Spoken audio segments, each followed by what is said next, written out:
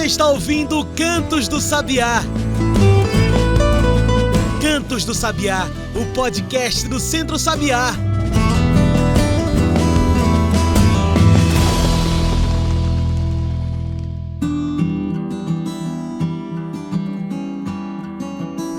Olá a todos e todas que nos ouvem agora pelo Spotify e demais plataformas. Eu sou João Lucas e está começando agora o Cantos do Sabiá, nosso podcast semanal sobre o campo, a cidade e o mundo. Cantos do Sabiá acontece toda semana aqui, então segue a gente.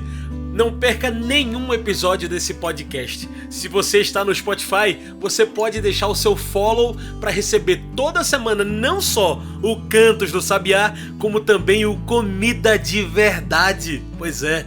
Então, 2 podcasts da agroecologia, da agricultura para você. Mas você tem que seguir a gente. Então segue a gente aí. Toda semana tem debate. E antes da gente começar, eu quero deixar a mensagem que a gente tem deixado em todo esse ano de 2023, o ano em que o Centro Sabiá completou 30 anos. A gente quer você com a gente. Precisamos da sua ajuda para que o Centro Sabiá continue transformando vidas. Escuta aí. Você já conhece o Centro Sabiá. Mas você sabe o que a gente realmente faz? Há 30 anos, o Centro Sabiá enfrenta a fome no campo e nas cidades.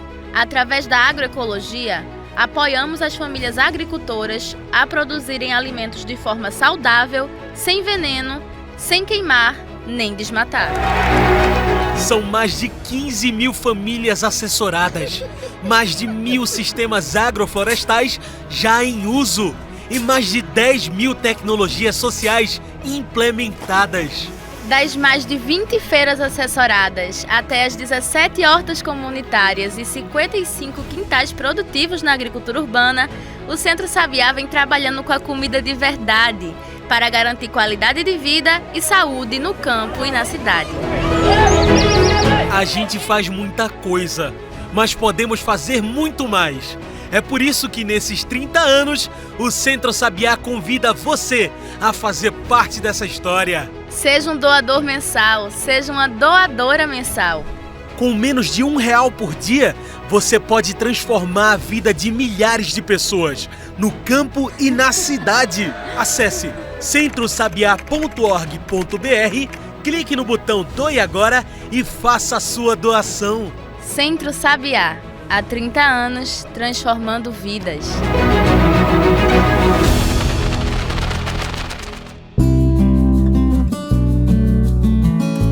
Hoje falamos sobre nascentes, resiliência em tempos de mudanças. Preservar as nascentes é de suma importância, especialmente em meio às mudanças climáticas, a cada dia mais aceleradas, mais extremas. Nascentes são os pontos de origem das nossas águas e são vitais no fornecimento da água doce para ecossistemas, comunidades, pequenas regiões e até cidades. Com as alterações climáticas que causam secas e enchentes, a preservação das nascentes se torna essencial pelo bem-estar, para a convivência com os climas e para que ninguém fique sem água. Nascentes são resiliência em tempos de tantas mudanças. É pela mitigação dos impactos das mudanças climáticas e pela promoção da resiliência dos sistemas naturais e humanos. E para falar desse tema tão importante, hoje estamos aqui com Ita Porto, a agrônoma, coordenadora da Diaconia no Sertão do Pajeú de Pernambuco. Tem experiência em agroecologia a partir das temáticas de soberania e segurança alimentar, nutricional e hídrica. Está presidente do Comitê da Bacia Hidrográfica do Rio Pajeú. Muito obrigado por aceitar nosso convite. E hoje a gente está aqui para falar do início de tudo, né? Sobre a fonte da preservação. Vamos falar de nascentes e águas. Mas Ita, antes de qualquer coisa, o que é isso? O que são as nascentes? Por que elas importam tanto para o meio ambiente? Oi, João.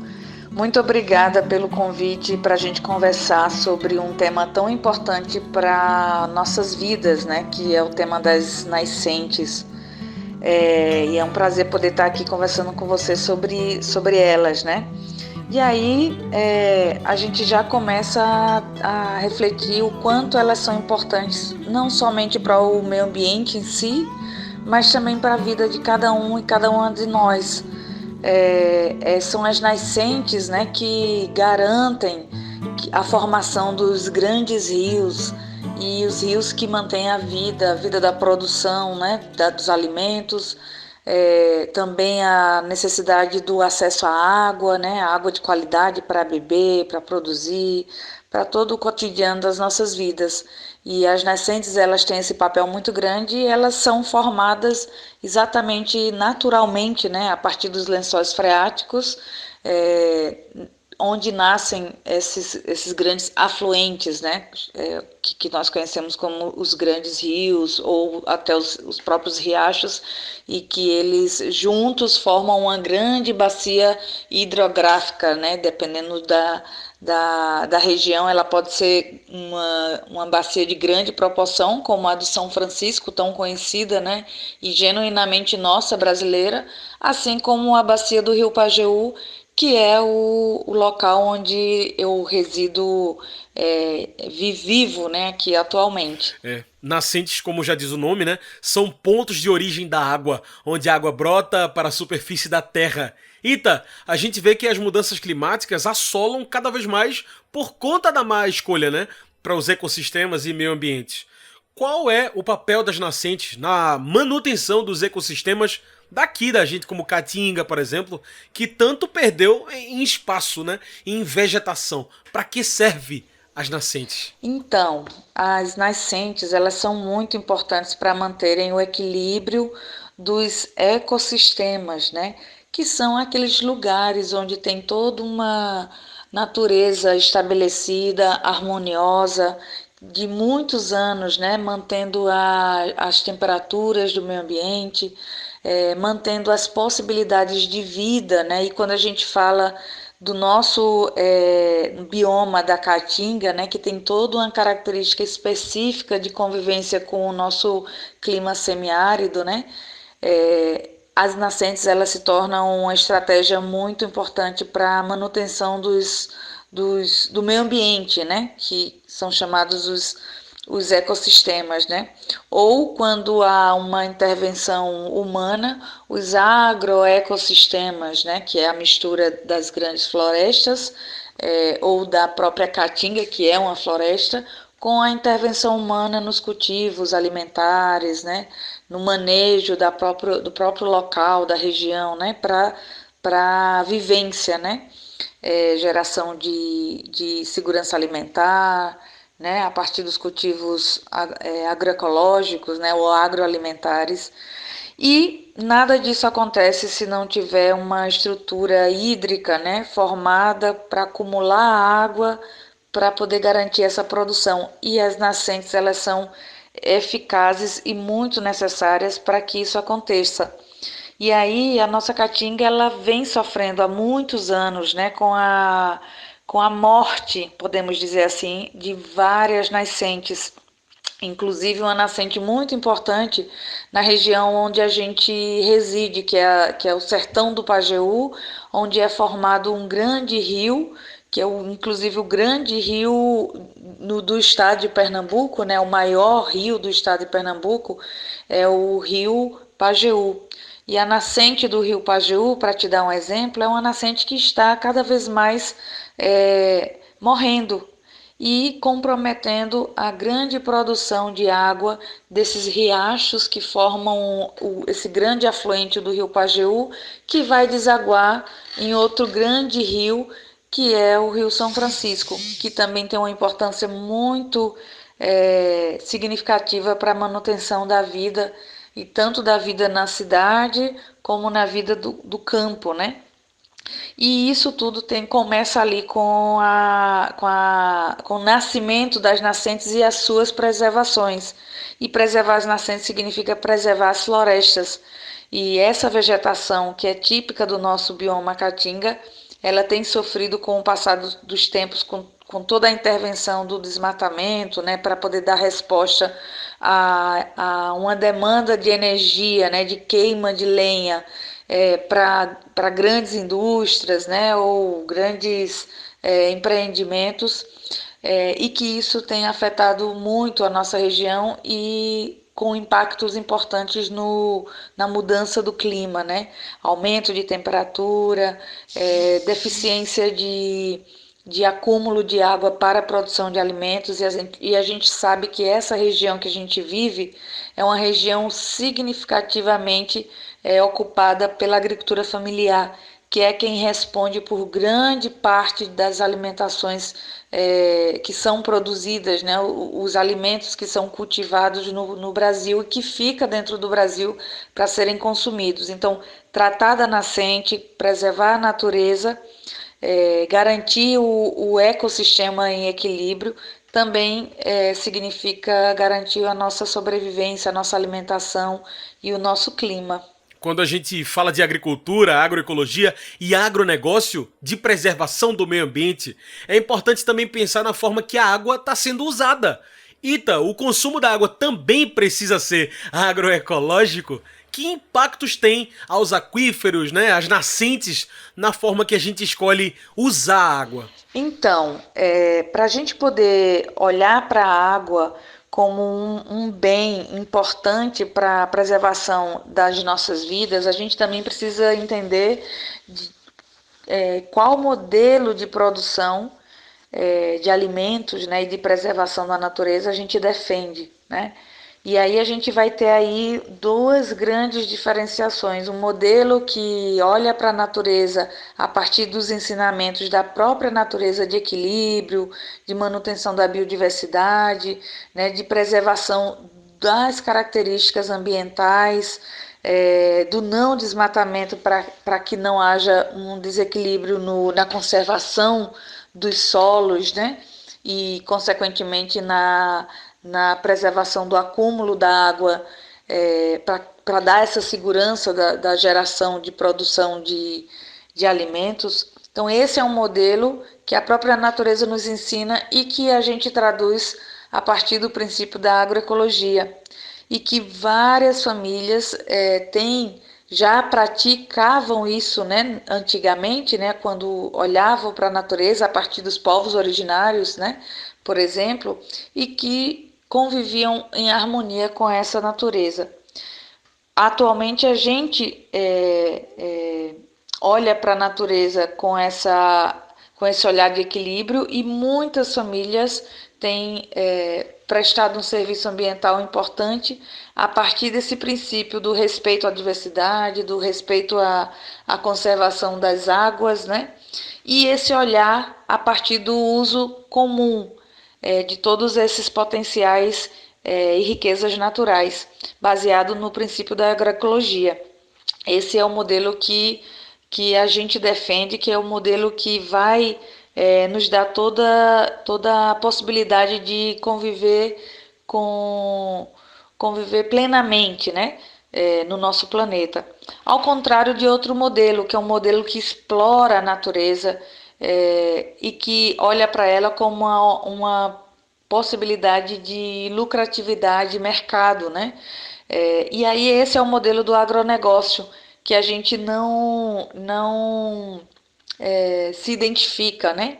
Ao contrário, nós enfrentamos esse modelo tentando dizer para as pessoas o quanto ele não traduz os ensinamentos da natureza.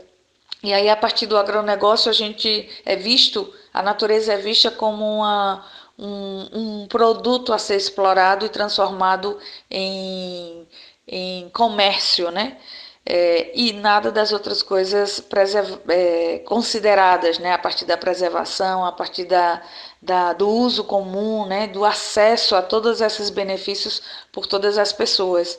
E aí é importante a gente poder fazer essa distinção desses dois modelos e olhar para a água, né? Para a segurança hídrica, como essa oportunidade de olhar para a água como um sujeito de direito a ser preservado também. E aí os sistemas agroecológicos traduzem isso muito bem. e com impactos diretos na preservação das nascentes, dos grandes reservatórios, né, que são os aquíferos, né, e como isso tem afetado significativamente e negativamente quando a gente não preserva e não olha para esse lugar como um grande bem comum que precisa ser dividido e acessado com todo o cuidado da sua preservação. Essa escolha é fundamental, né? Entre veneno e preservação. É uma escolha não só ambiental, mas política. Essa escolha não pode ser só nossa. Precisa ser também, claro, dos nossos políticos representantes no poder. Ita, quais os impactos das mudanças climáticas das nascentes nos recursos hídricos? Cada vez mais o clima tem mudado e a gente tem assistido ao longo desses últimos anos em todos os lugares do mundo reações da natureza por conta dessa falta do cuidado que deixamos de ter. E aqui, por exemplo, na região do semiárido do Brasil, onde também está o nosso bioma da Caatinga, essas mudanças elas estão mais presentes, né? Seja em eventos climáticos, né? De grandes impactos, como as secas prolongadas, e isso já tem sido um efeito muito grande das mudanças climáticas, né? Grandes reservatórios, né? Barragens de grandes volumes têm secado, né? E secaram nessa última grande ciclo da seca, né? De 7 anos que nós sofremos. E isso tudo tem sido fruto da má conservação da natureza. E no tema que a gente está conversando, atinge diretamente a preservação dos recursos hídricos naturais, né? E as nascentes são grandes estratégias para manter essa quantidade de água, produzir essa quantidade de água a partir do ciclo da água, né? Que cai a chuva, ela acumula no solo ela tem lá suas grandes reservas, né? Subterrâneas que vão dar vão fazer as nascentes, né? Aparecerem. E quanto mais o clima tem mudado, com todo esse efeito, né, desse olhar sobre a exploração da natureza, mais esse equilíbrio tem sido mexido, né, e se tornado uma grande ameaça à humanidade como um todo. E a água está no centro dessa motivação, porque quando a gente olha para a água e enxerga a água como um bem comum que precisa ser considerado dentro da conservação, né, da conservação e preservação da natureza, a gente não pode enxergá-la como mercadoria, que é o que tem se evidenciado, né, de tantos anos para cá, o quanto a água tem sido disputada e o quanto ela não tem se tornado disponível de forma justa para todas as pessoas.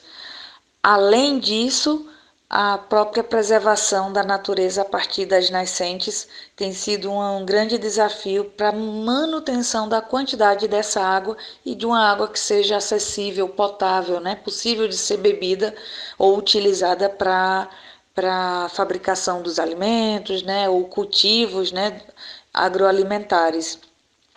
E isso só vai conseguir ter uma proteção efetiva se a gente transformar em políticas públicas, né, que possam garantir que essas estratégias elas possam serem preservadas.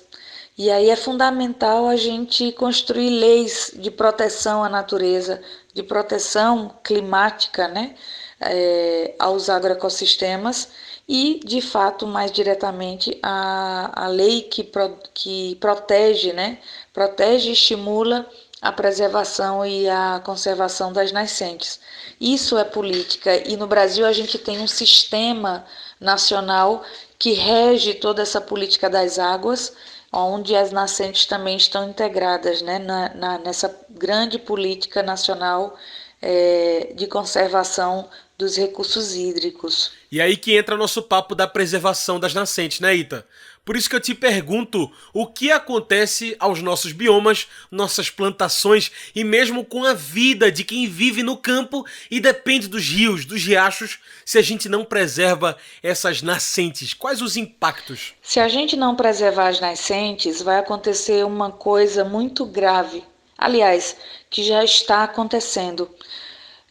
A nascente ela tem no seu objetivo a formação dos rios e riachos, que funcionam como uma grande veia, né, de produção de águas que vai desaguar literalmente, né, nos grandes rios, e esses grandes rios vão dar respostas de segurança hídrica para toda a população.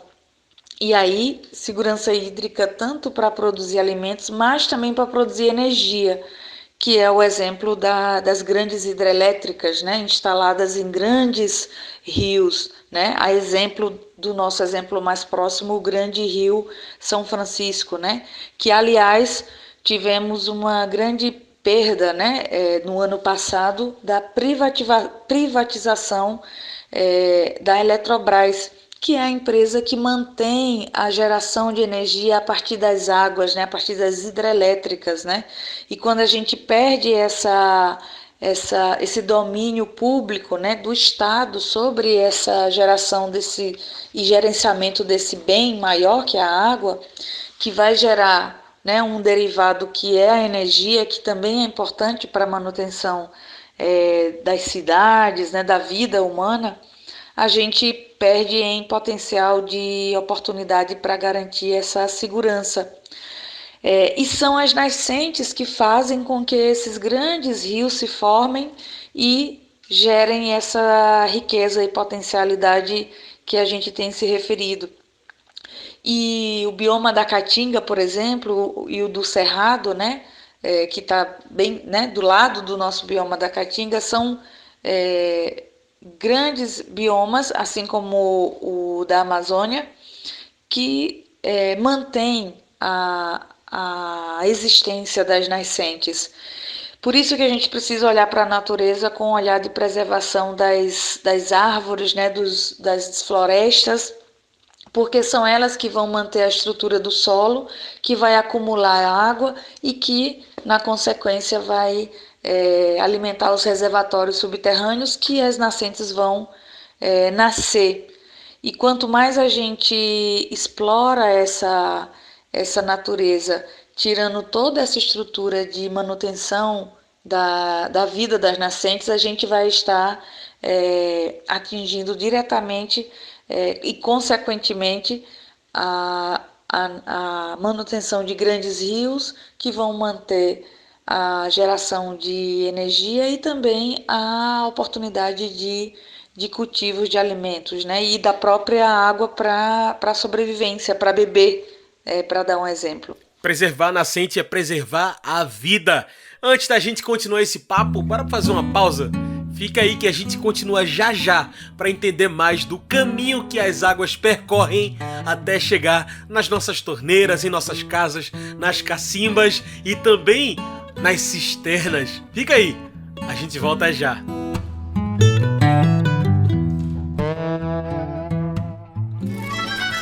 Precisamos reduzir a produção de lixo plástico. Lembre sempre de levar sacolas retornáveis para as feiras agroecológicas.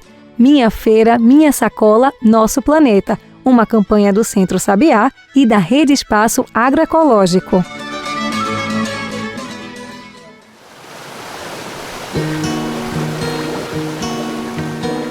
Você sabe o que é uma APP? APPs são áreas de proteção permanente, uma região que deve ser protegida para garantir que a natureza siga o seu curso, com um solo rico em nutrientes, água limpa e preservada, fauna e flora vivas, conectadas e diversas. As APPs estão em todo lugar. Nas serras e morros, em montanhas, às margens de nascentes de rios e riachos e também nas margens de lagos, barragens e açudes. E por que preservar as APPs? Proteger áreas como as nascentes garante um solo protegido e fértil. que alimenta a natureza local, aumenta a infiltração da água que chega em comunidades, micro-regiões e até grandes cidades, e ainda serve de abrigo para os animais silvestres. Tá vendo? Proteger as nascentes é proteger a vida. Proteja as nascentes, salve os mananciais. Uma campanha do Centro Sabiá em defesa das áreas de proteção permanente. A gente segue aqui conversando com Ita Porto. Hoje, nosso papo é sobre as nascentes, resiliência em tempos de mudanças. Não tem pra onde, né, Ita? É preciso preservar. E tem mais, falar das nascentes é também falar de bacia hidrográfica. É preciso que a gente entenda a necessidade de incidência política pública sobre essas bacias. Ita, que relação é essa das bacias hidrográficas e das nascentes? Por que a gente precisa estar de olho nas duas quando a gente cobra políticas públicas? Então, João, realmente você tem razão. Falar de nascentes também é falar de bacias hidrográficas, né? E as bacias hidrográficas são aquelas áreas geográficas onde se formam os grandes rios. E a partir dos pequenos riachos que alimentam rios maiores e que vão alimentar outros grandes rios que vão formar essa grande área geográfica que é chamada de bacia, né? E aí a bacia com a produção da água, por isso a bacia hidrográfica, né? E no Brasil nós temos uma quantidade enorme, né, significativa para o mundo de bacias hidrográficas que mantêm a produção de água e água de beber, né, água com potencial para uso de diversos, né, tipos, né, usos múltiplos, né, como a gente fala.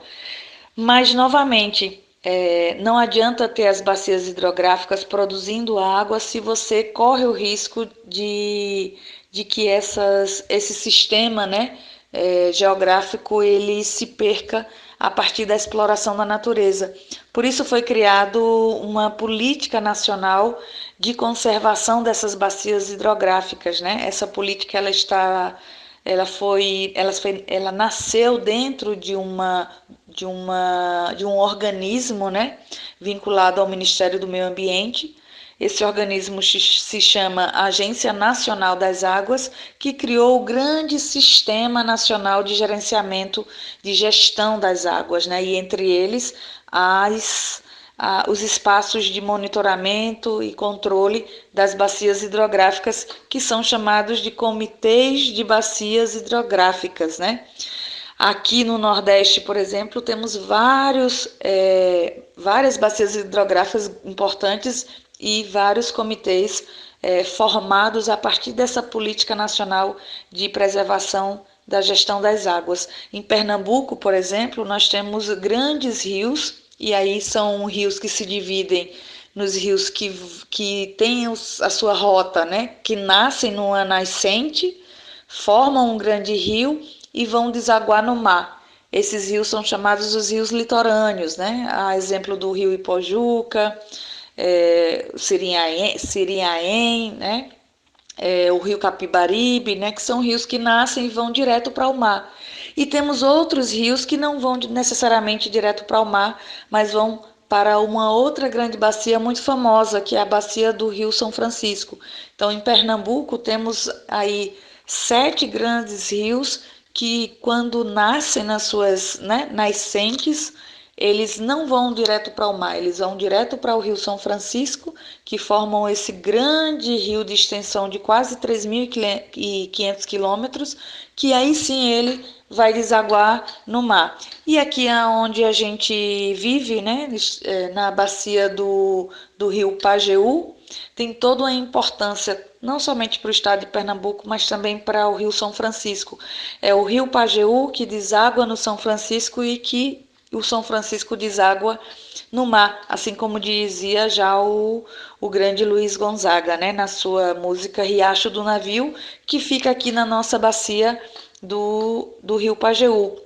Então, a política, né, nacional de conservação das bacias hidrográficas a partir da sua gestão, né, compartilhada entre a representação do poder público, da sociedade civil e das pessoas usuárias das águas é onde forma os comitês de bacias hidrográficas. Isso é uma política importante no Brasil que precisamos conhecer para poder incidirmos nesses espaços e fazer com que essa política funcione e funcione preservando a segurança hídrica e o acesso a essas águas de forma justa para todas as pessoas. E a gente vem aqui falando também, Ita, das mudanças climáticas que tanto impactam em tudo que é relacionado ao acesso à água. Ita, quais são os principais desafios que hoje a gente tem que estar de olho na preservação das nascentes e das bacias hidrográficas, pensando nesse contexto de pressão ambiental, mudança climática? João, um dos grandes desafios que a gente precisa ter hoje, olhando para os impactos das mudanças climáticas na nossa região, né? No semiárido e no recorte do semiárido, também nos sertões, um desses grandes desafios é a gente compreender os espaços de controle, de monitoramento dessa segurança climática, né? Para que a gente possa incidir e fazer com que a justiça climática aconteça, olhando para todas as possibilidades e diversidades do uso dessas águas, mas também importante do acesso a essas águas, né? Hoje a gente não tem essa realidade de forma justa. Além de termos grande parte da nossa população mundial, né, sem acesso à água de qualidade, aqui no Brasil, por exemplo, e em especial no Nordeste, temos muitas famílias que não têm acesso à água de forma justa e que não conseguem produzir seus alimentos por não terem essa política funcionando plenamente e não está embasada no princípio, né, agroecológico de que todas as pessoas têm direito à água, né? Assim como tem direito ao alimento, assim como tem direito à educação, ao lazer, a água também é um bem público que precisa ser olhada a partir da ótica da promoção e defesa de direitos. E é a partir da política do monitoramento desses espaços que estão nos comitês de bacias hidrográficas que a gente precisa abrir os olhos e ocupar esses espaços com qualidade efetiva para que essa justiça climática possa acontecer e consequentemente, a preservação do meio ambiente, do agroecossistema, né? E as nascentes estão dentro dessa grande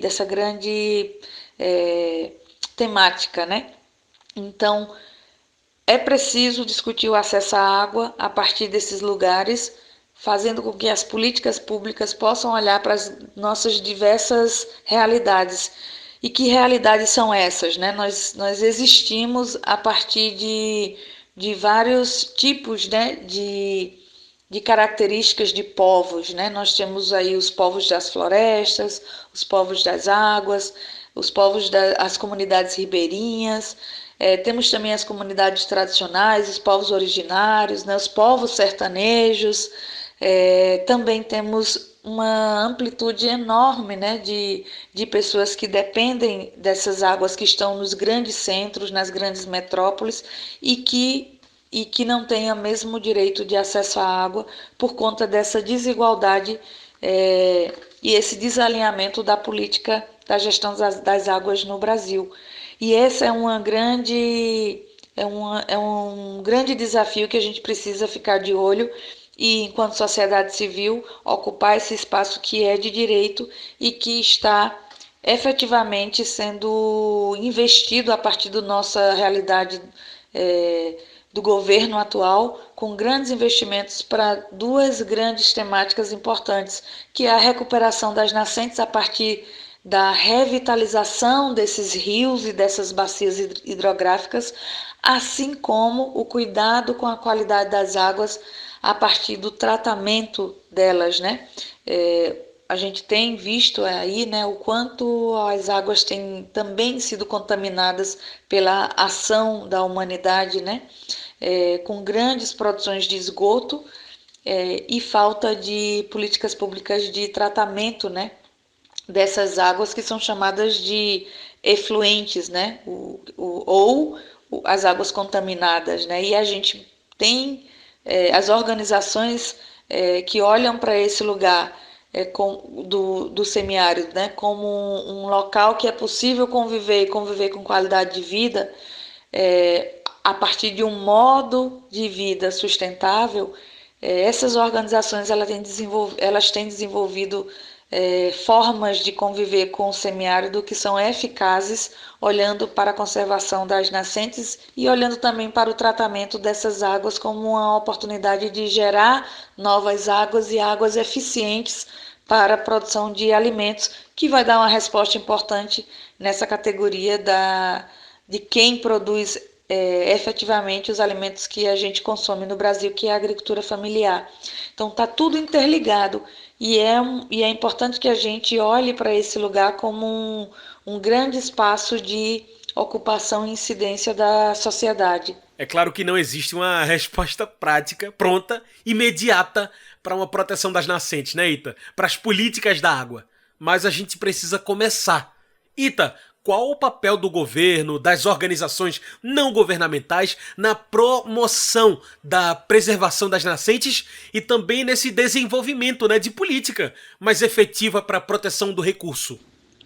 João, pensando na perspectiva das políticas, né, públicas envolvendo os recursos hídricos, tanto as nascentes como todos os outros corpos hídricos, né, que compõem esse grande sistema, né, de potencial de produção de água, né, existente no Brasil, sobretudo também na região Nordeste e no recorte do semiárido.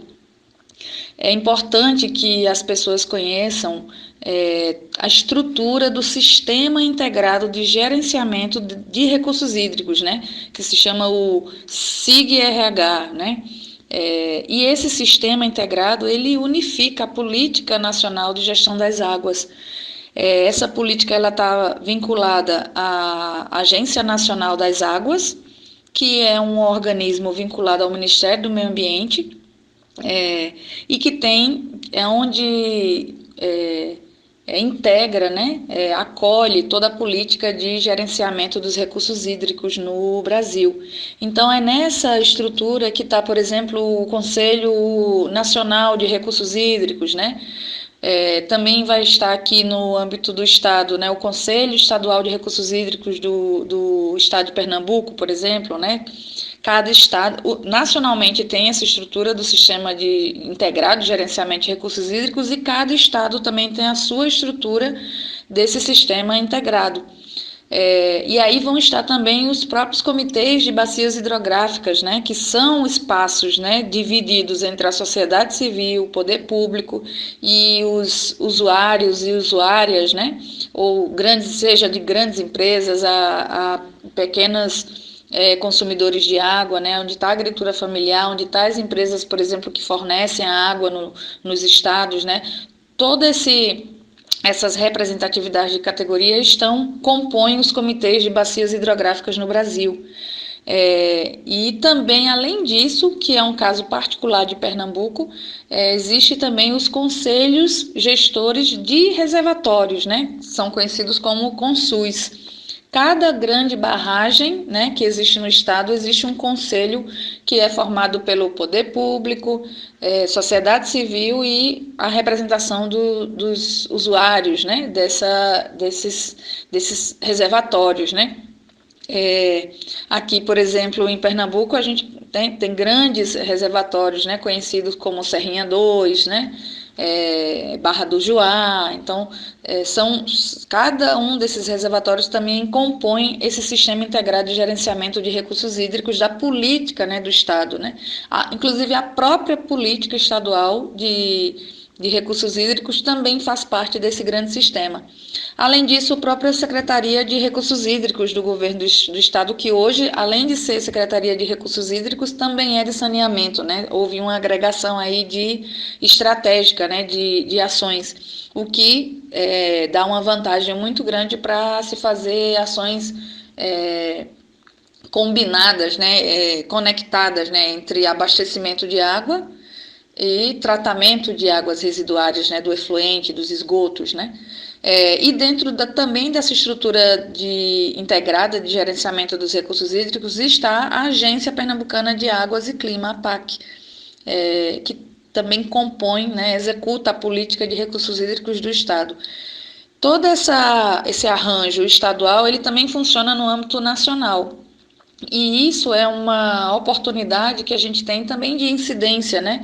Trazendo as grandes questões, né? As disputas, né? Sobre as concepções alinhadas aos planos nacionais, seja de água, de saneamento, né? De resíduo, né?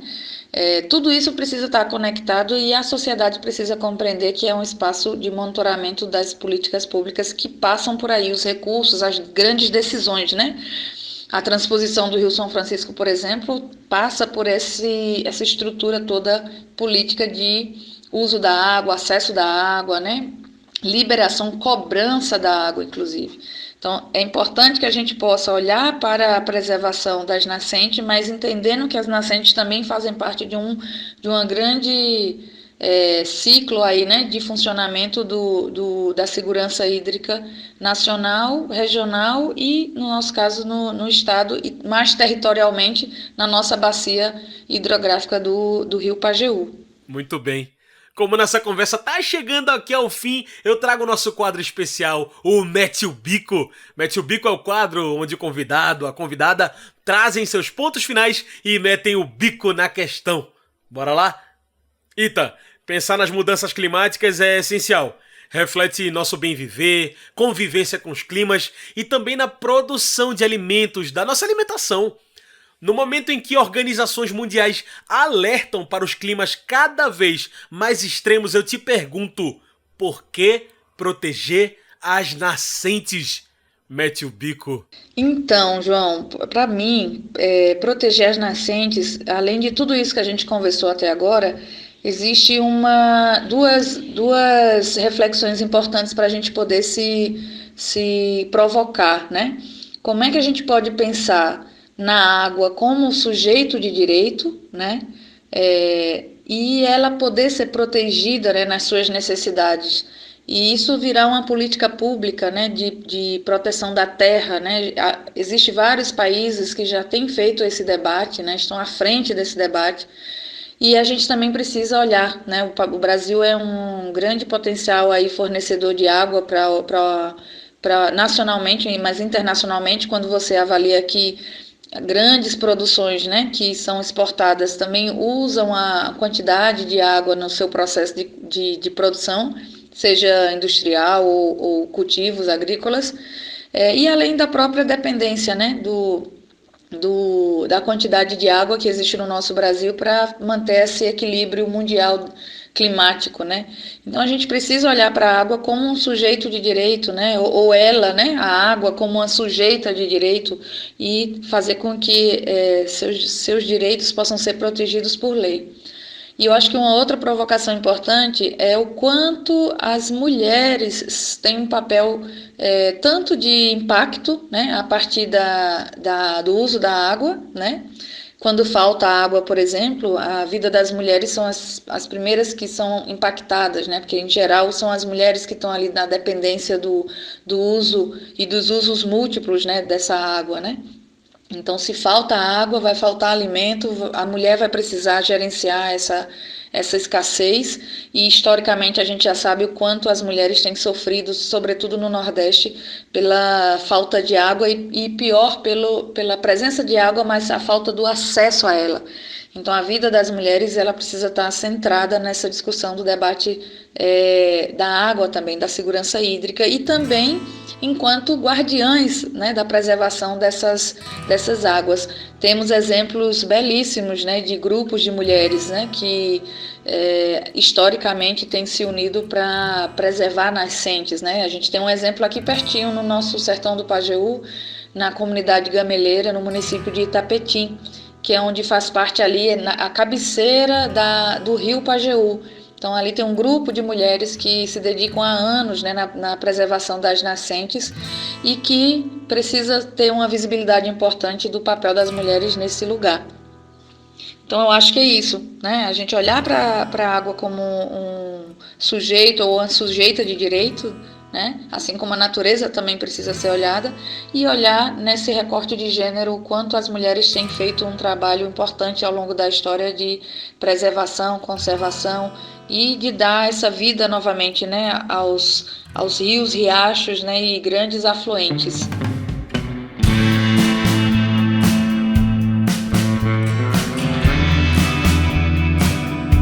É isso, Ita, muito obrigado pela sua participação.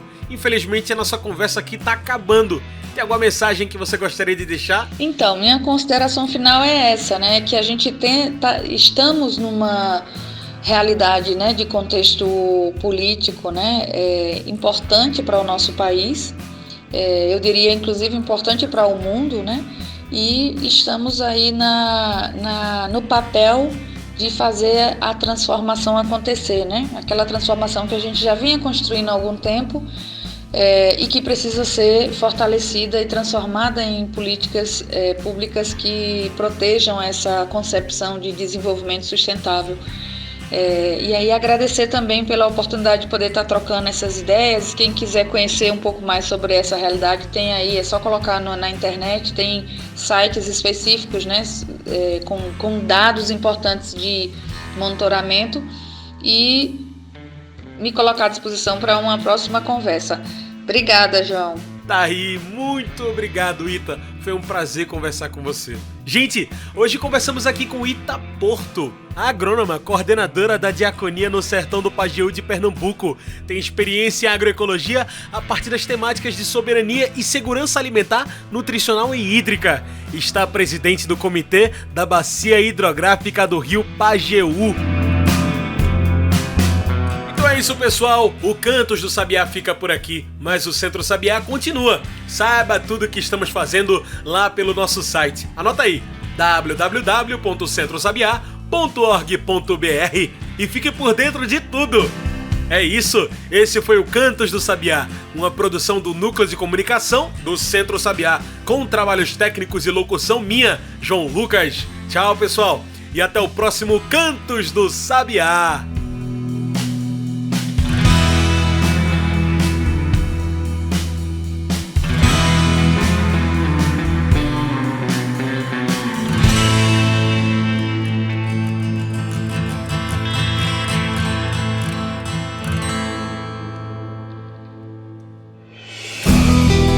Você ouviu Cantos do Sabiá. Cantos do Sabiá, o podcast do Centro Sabiá.